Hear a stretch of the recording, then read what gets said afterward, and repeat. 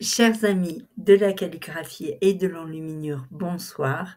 Bienvenue sur cette chaîne qui s'occupe de création et d'inspiration.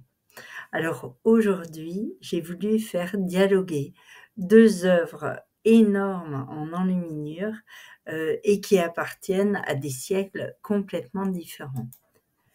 Mon intuition, c'est que la spiritualité ou la transcendance ont des points communs complètement universels et peuvent se rencontrer sous nos yeux aujourd'hui. C'est pour cela que j'ai décidé de comparer les visions mystiques médiévales d'Hildegard de Bingen, qui se trouvent dans le Civias, avec les recherches psychologiques et ésotériques de Carl Jung, que l'on peut lire dans le Livre rouge.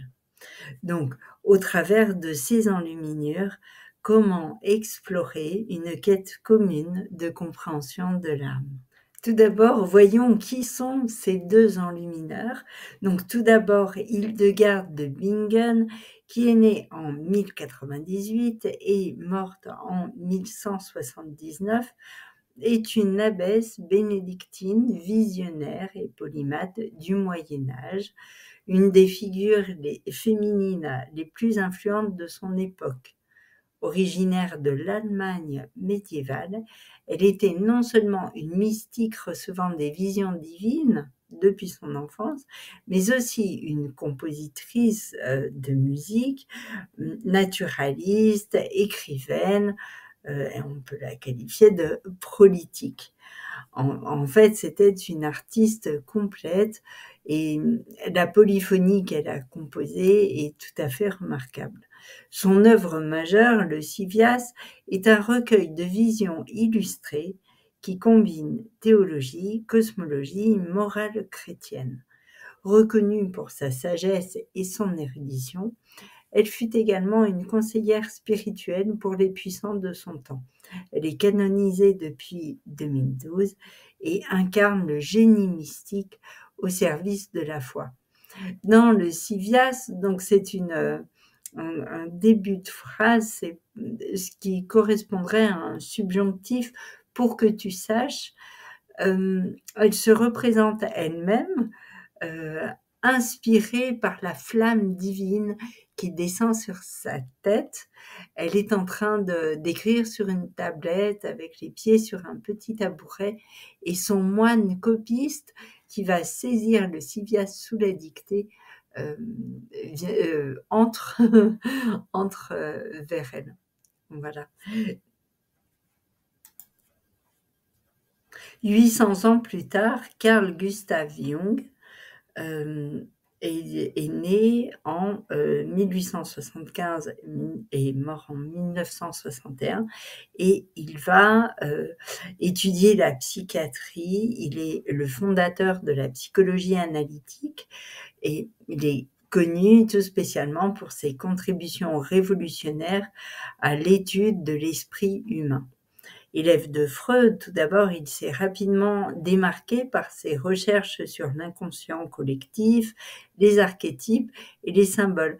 En particulier, il a une autobiographie qui est tout à fait extraordinaire où il évoque davantage ses rêves que les événements que l'on peut lire dans les journaux, par exemple.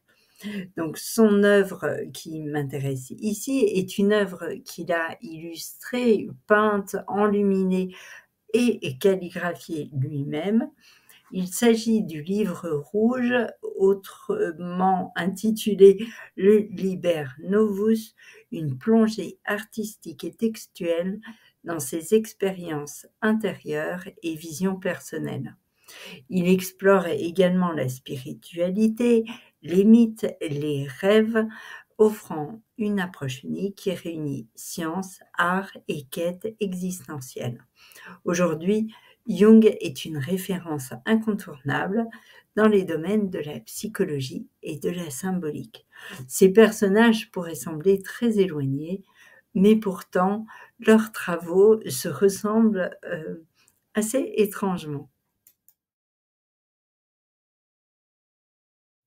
Alors la forme qui réunit ces deux visionnaires, c'est le cercle au travers du mandala que l'un et l'autre ont utilisé.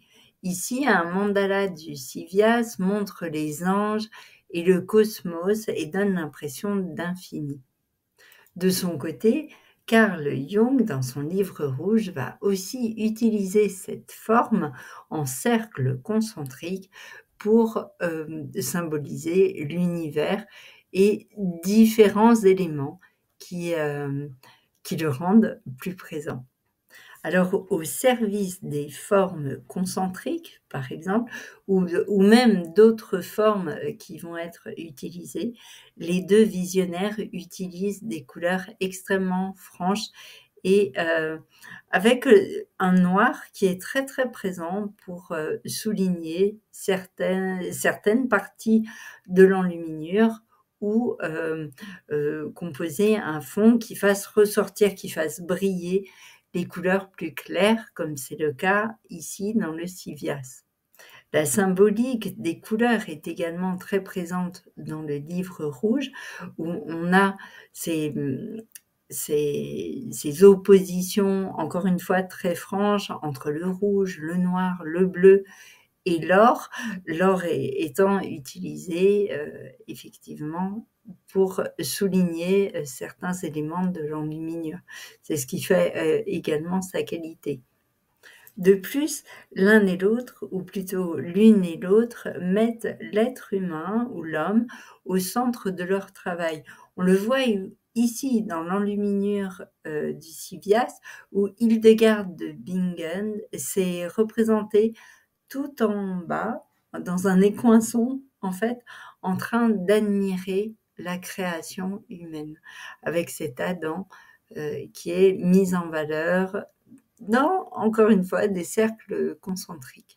Dans cette miniature qui est entourée de textes, Carl Jung a choisi également de mettre en œuvre une figure humaine euh, qui est sainte en raison de son auréole, qui déploie de grandes ailes comme un totem indien, du moins, voilà ce à quoi je l'associe.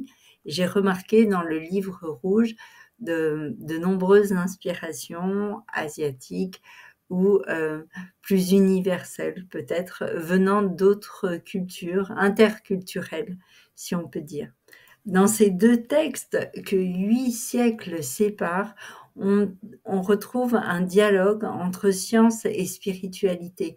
La science étant une des manières humaines d'aller chercher l'univers, d'aller comprendre le pourquoi, peut-être le comment aussi de notre vie ici.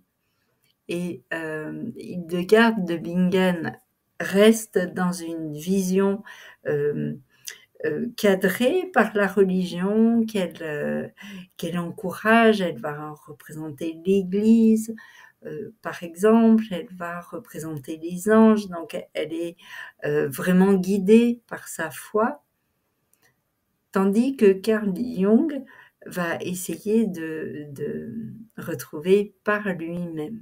Et il faut croire que le chercheur est guidé par des archétypes universels, puisque cette enluminure me rappelle très fortement un arbre de vie qui est commun peut-être à toutes nos cultures humaines.